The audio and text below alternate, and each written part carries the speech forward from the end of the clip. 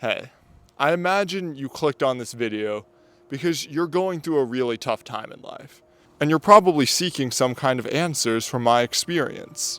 My name is Max, and today I'm going to attempt to give you some insight into your own inner demons by telling you the story of how I almost unalived myself, the crucial realization that helped me get through it.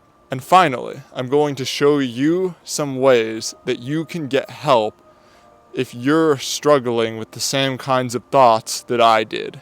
Let's get into it. The first thing you gotta understand is that the decline of my mental health was not instantaneous. In other words, there was not one singular event that drove me to consider ending it all. However, if I had to attribute the most important factors in this decline, I would attribute my scholarship status for university being in jeopardy, having a hard time making meaningful connections at my university, and on top of all of that, having to deal with the stress of moving into a different home, the home that I spent almost my entire life in. Thankfully, my scholarship status is fine, but it still sucks being told that the amount of effort you put in was not good enough. It feels like if you're in a pass-fail course or a course where your actual performance doesn't matter as much, it's just sad to know that in the teacher's eyes, you weren't good enough for them. I will say it was a math class, and I absolutely suck at math classes, so that might explain why my effort level was perceived to be so low, because I just wanted to get it done. But come on, it was a pretty significant blow to my mental health at that point to know I had failed a class and it put my scholarship status in jeopardy. I just felt kind of trapped. Like there was no way out. The future that I had, I thought it was going away. I thought everything I had worked for up until this point wasn't going to lead to anything, that I was going to end up in abject failure, having to work like 18 hours at McDonald's just to survive or something. I thought that my dreams were going to die and that I would just become another member of the rat race. And my mental health already wasn't doing too well at this point. I didn't have enough support around me to reassure me that like, hey, I'm actually moving in the right direction. I'm doing what I'm supposed to do. And it's really just like debilitating being so disconnected from the community that you had when you're going to college, kind of far away from home, and you kind of have to start over. It's like all the connections you make are kind of superficial, and it's hard to trust people when you don't know their intentions. You don't know if you're actually going to get along with them. You don't know if they actually have your best interests at heart.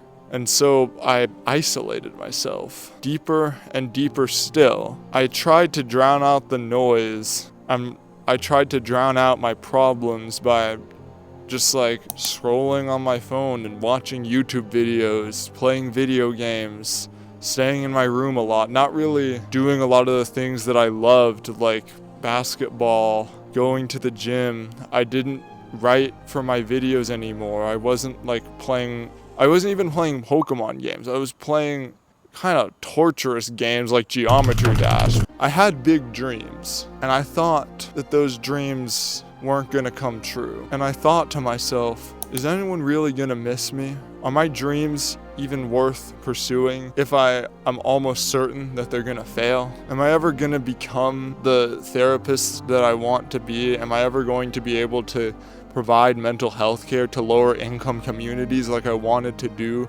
since I was a teenager? I just didn't know. And like being cut off from my community didn't help much either. And I'm aware that some of it was just like self-inflicted. Like, oh, of course no one's gonna miss you if you never show up. But that's kind of how things went. And I couldn't escape those thoughts, terrible thoughts, some of which I don't even want to share on a public platform.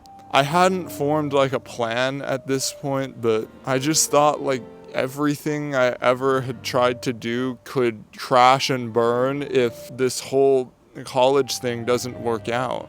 And it's not like I've never had times like these happen in my life before, stressful times that test me, test my patience, test my drive. I've gotten through them before, but a huge tool in me getting through them was through listening to music from my favorite band. And that band, formerly known as The Score, literally broke up at like the worst possible time. And that just drove me further. Like, I can't even just rely on sheer force of will to keep me alive at this point. So I was just thinking, like, if I'm not going to be able to get through this suffering, if I'm not going to be able to make it through the move where my whole life is unstable, where I had just gone through a horrible semester where I was really, really lonely and classes were hard, and I come back expecting stability and relaxation only to get more upheaval, more uncertainty. I just wanted to end the uncertainty, end the pain, end the need for me to ever have to go through this kind of suffering again, and just hope that someone else can fulfill the purpose that I wanted to do. I was ready to end it, except I didn't.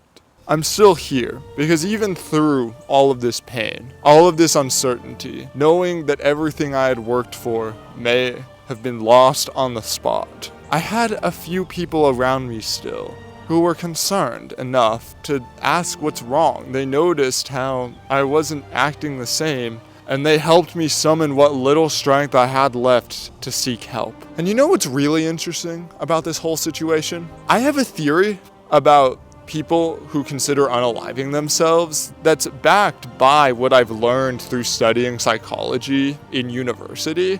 I don't think that deep down, anyone is born with the desire to remove themselves from existence. It's always a series of extreme stressors and unfortunate circumstances, like being isolated from your community, financial problems like affordability concerns, and abuse/neglect at home in someone's childhood. I think those factors are really what drive people to want to remove themselves from this earth. In other words, no one actually wants to die.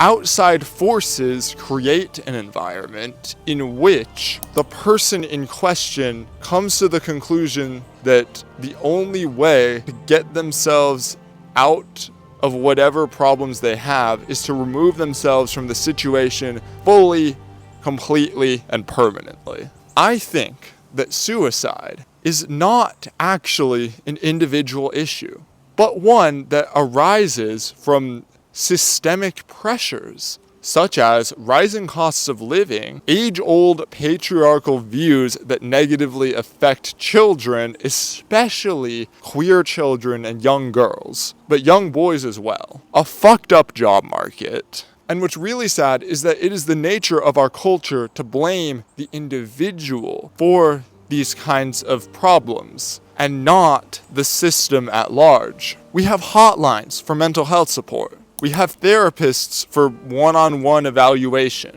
And we even have medication to correct our hormonal imbalances whenever we have them. But the problem that I've realized is that none of these resources actually take out the problem at its roots. None of them actually address the underlying systemic pressures that lead people to unalive themselves in the first place. Like, antidepressants might be great for giving you more serotonin, but they're not a substitute for a vibrant community. Talking to a therapist is not a substitute for love. And sure, a hotline might help with an individual crisis, but it doesn't magically make you stop living paycheck to paycheck, even if that conversation might help the person feel a little better in the moment. Not to mention that the very idea of unaliving yourself goes against our innate survival instinct, which is crucial to human nature itself. While it is the way of the world to struggle in order to survive, it is not the way of the world to unalive yourself because some guy who doesn't do any work makes you work 50 hours a week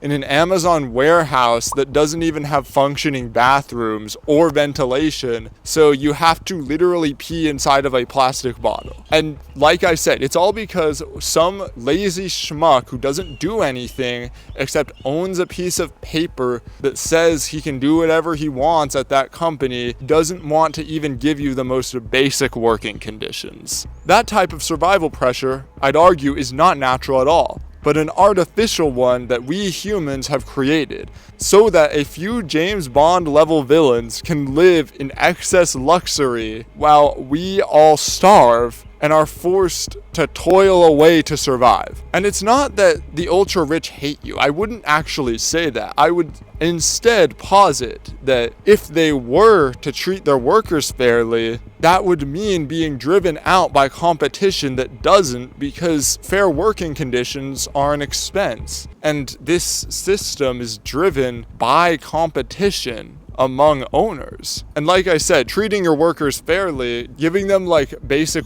safe working conditions and like guaranteed health insurance and stuff would go against their incentive to make as much profit as possible, because that's what drives competition. To someone like Jeff Bezos, it's perfectly logical, in fact, to bust any attempts at unionization, because he's a capitalist operating under capitalism, hence the name. And of course, that means his foremost priority is to make as large of a profit as possible for himself and his shareholders. So any threats to that profit, such as paying your workers fairly, must be taken care of. From his point of view, at least. Don't believe me? Well, believe the renowned capitalist Milton Friedman, who literally said the only social responsibility of a corporation is to provide a profit to its shareholders. That's it. It's in plain sight, y'all. I don't know how we aren't realizing this. So, to summarize my point, suicide is caused by outside pressures that are artificial in nature and can largely be attributed to the problems of capitalism and, by extension, to the problems of class society as a whole. Alright, I know that was a lot, but here is where I pull the curtain back even further. And I let you guys in on one of the main reasons why I decided to continue living. But first,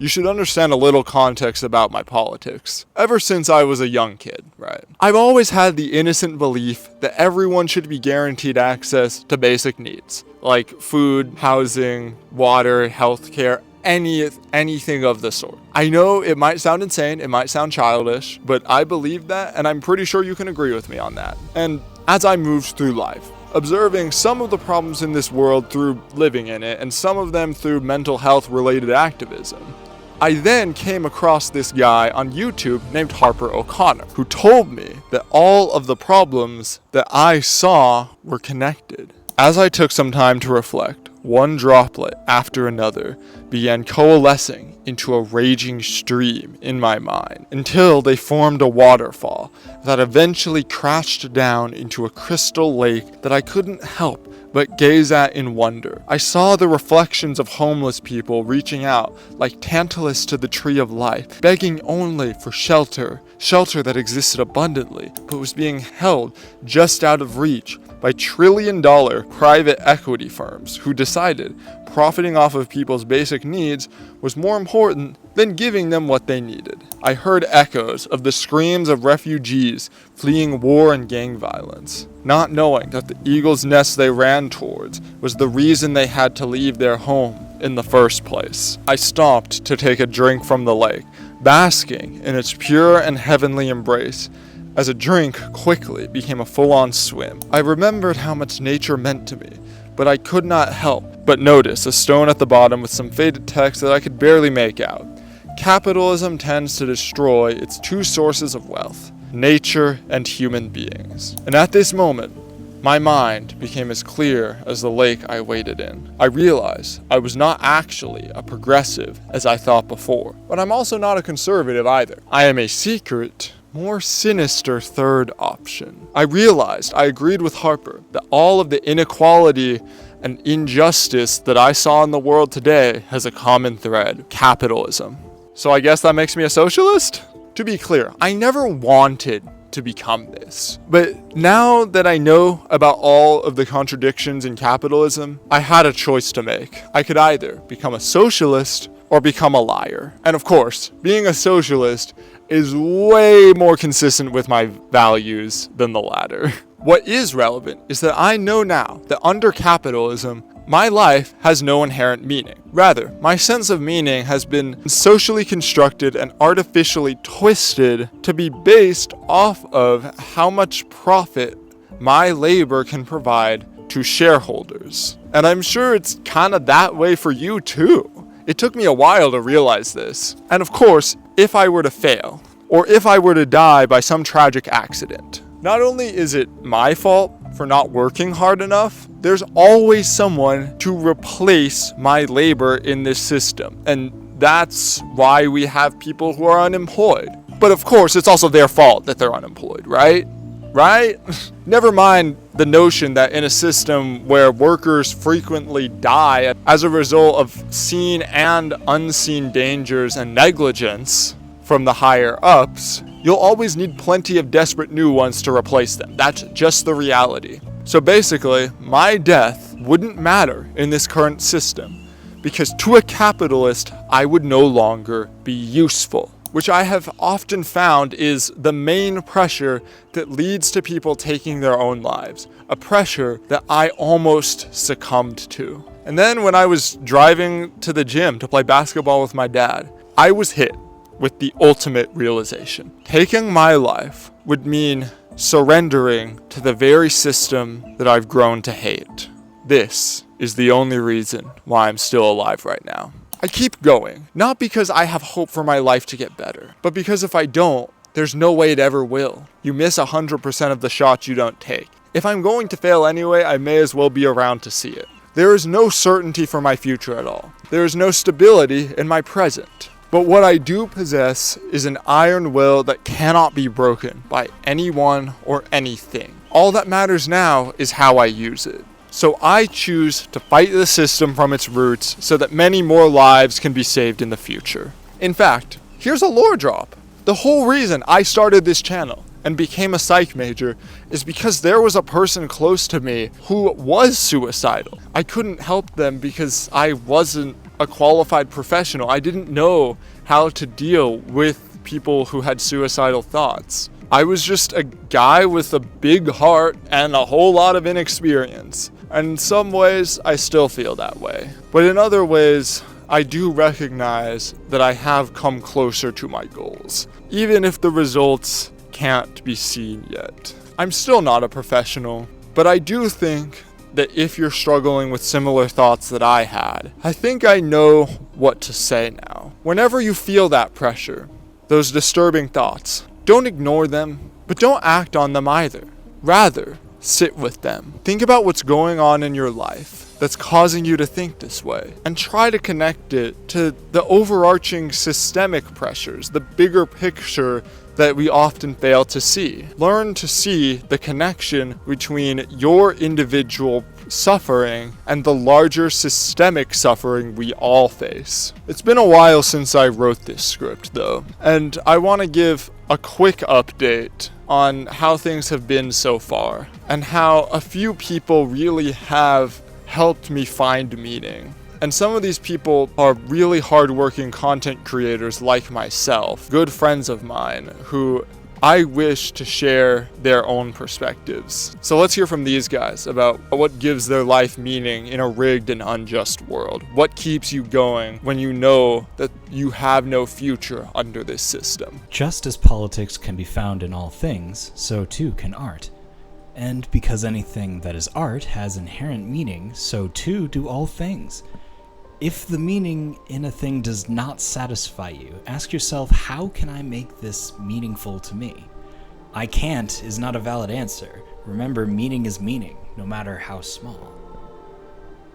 Studying history, and I know that sounds a little strange, but when you start to understand the broader historical context, you realize that people throughout the history of capitalism, throughout the history of humanity, have always struggled against injustice, often under conditions even more brutal and hopeless than the conditions we now face. I mean, if we go back to the turn of the 20th century, we're talking about labor organizers who were getting stalked by Pinkerton detectives, who were getting put on trial, who were thrown in prison, who were shot, right? And that is the historical lineage that that we are a part of, and it's our duty to carry that forward. God damn it, this nation's greatness is built on blood and violence. From genocide to slavery to war crimes, it's no wonder that the offspring of this violent nation would be willing to use it against their own children. As Malcolm X said, the chickens come home to roost. So in order to work to fix the heart of our nation and to help end the mental health crisis, we also need to repair the damages our nation has done and continues to keep doing today. My conclusion isn't that all of our problems would magically go away if our lives were a little better, if we had a little more support. My conclusion is that it would be much easier to handle and solve these problems if there weren't more pressing matters like affording to survive. If my dad had a chance to be paid to become a better person back when he was hurting my family the most, maybe much of the abuse I endured would have been resolved before I was ever born. What keeps me going is knowing that I'm relatively young and plan to stick around long enough to see the end of the system that is capitalism. So for some context, my mom ended her life in 2013, and then 8 years later, my sister ended her life in 2022, and I'm very familiar the processes that people go through on a personal level around that, and then also some of the systemic things there, like the right to die movement. One of the things that I think about when regarding like the right to die and the systemic nature, the systemic structures around ending one's life, is basically capitalism is trying to extract every moment of our lives from us. That's like the end goal of capitalism, right? Is that nothing is left. It's the relentless commodification of everything that exists. And then any kind of escape from that gets criminalized. Escapist drugs and substances be ways to escape the like traditional capitalist economy through black market economies and those kinds of things. Those get criminalized. Forming a commune independent of the capitalist system, those are heavily criminalized and policed. But I was injured for months, and a friend of mine has killed herself, and that created this permanent state of loneliness that I've just lived in for some time. Thankfully, I got out of it eventually, but this feeling of there not being anybody you can rely on, nobody caring about you, like even being seen as subhuman in some way, while also being physically impaired, and all purpose in life being lost when somebody somebody whom you considered a friend dies, maybe or even especially by her own choice. It left me in a very, very bad spot. And I do think I'm doing quite a bit better now, but again, I want to thank my friends who actually were there for me in my times of need and helped me get through this. You guys know who you are. I appreciate you more than you'll ever know. Even if I never even told you and you were just in my life as like a potential reason for me to keep going, thank you. But special thank you to those who actually helped me talk through it. You guys are literally like my greatest treasure. And even you, the viewer, the fact that you're willing to watch some guy yap about his suicidal ideation, like, damn, I gotta give it to you. You also deserve a lot of appreciation and respect. And if you made it this far, I think you'll enjoy some of my other content where I look at issues of systemic oppression, capitalism, injustice, from the lens of a psychology student and someone who is still learning about the intricacies of the mind but really wants to become a professional therapist one day. I promise that even though there's a chance that I literally wouldn't have been here right now to tell you this, that I considered unaliving myself, I can be funny. Trust me. You do want to watch my other videos. You want this. You know you do. Please subscribe. Anyways, have a great rest of your day, y'all. Peace.